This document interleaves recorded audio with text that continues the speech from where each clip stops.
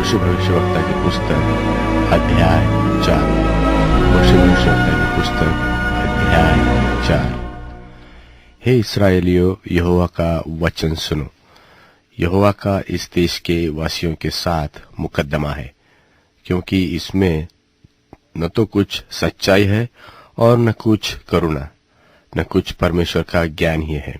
शाप देने, झूठ बोलने, वध करने, चुराने, व्यभिचार करने को छोड़ कुछ नहीं होता। वे व्यवस्था की सीमा को लांघकर निकल गए। वे कुकर्म करते हैं और खून ही खून होता रहता है।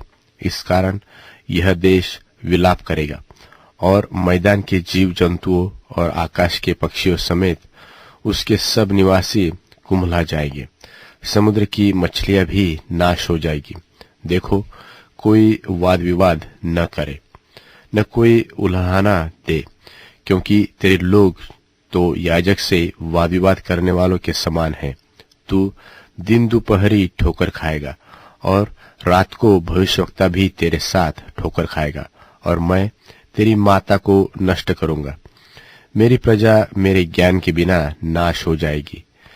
तूने जो मेरे ज्ञान को तुच्छ जाना है, इसलिए मैं तुझे अपना याजक रखने के अयोग्य ठहराऊंगा। और तूने जो अपने परमेश्वर की व्यवस्था को तज दिया है, इसलिए मैं भी तेरे लड़के बालों को छोड़ दूंगा। जैसे जैसे वे बदलते गए, वैसे वैसे वे मेरे विरुद्ध पाप करते गए। मैं उनके विभव के बदले उनका अनादर करूंगा। वे मेरी प्रजा के पाप बलियों को खाते हैं और प्रजा के पापी होने की लालसा करते हैं। इसलिए प्रजा की जो दशा होगी, वही याजक की भी होगी, और मैं उनके चाल चलन का दंड दूंगा और उनके कामों का बदला उनको दूंगा। वे खाएंगे तो सही, परंतु तृप्त न होंगे, और वेश्यागमन तो करेंगे, परंतु न बढ़ेंगे, क्योंकि उन्होंने यहोवा की ओर मन लगाना छोड़ दिया है। वेश्यागमन और दाखमधु और ताजा दाखमधु, ये तीनों बुद्धि को भ्रष्ट करते हैं।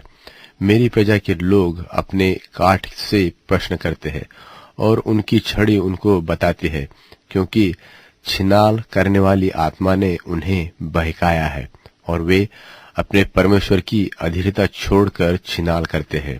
बांझ, चिनार और छोटे बांझ वृक्षों की छाया जो अच्छी होती है, इसके लिए वे उसके तले पहाड़ों की चोटियों पर यज्ञ करते हैं और टीलों पर धूप जलाते हैं।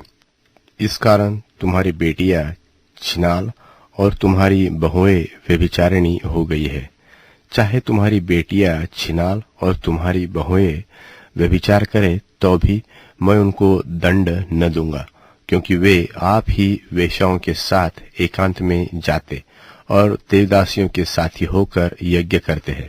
और वे लोग जो समझ नहीं रखते, वे गिरा दिए जाएंगे। हे इस्राएल, यद्यपि तू छिनाल करता है, तो भी यहूदी दोषी न बने। न तो गिलगाल को आओ और न बेतावेन को चढ़ जाओ, और न यह कहकर शपथ खाओ कि यहोवा के जीवन की सौगंध, क्योंकि इस्राएल ने हठीली कलोर की नाई हठ किया है। अब यहोवा उन्हें भेड़ के बच्चे की नाई लंबे चौड़े मैदान में चराएगा। एप्रेम तो मूर्तों का संगी हो गया है, इसलिए उसको रहने दे। वे दाखमधु पी चुकते हैं, तब वेश्यागमन करने में लग जाते हैं। उनके प्रधान लोग निराधार होने के अति प्रीति रखते हैं। आंधी उनको अपने पंखों में बांध कर उड़ा ले जाएगी, और उनके बलिदानों के कारण उनकी आशा टूट जाएगी।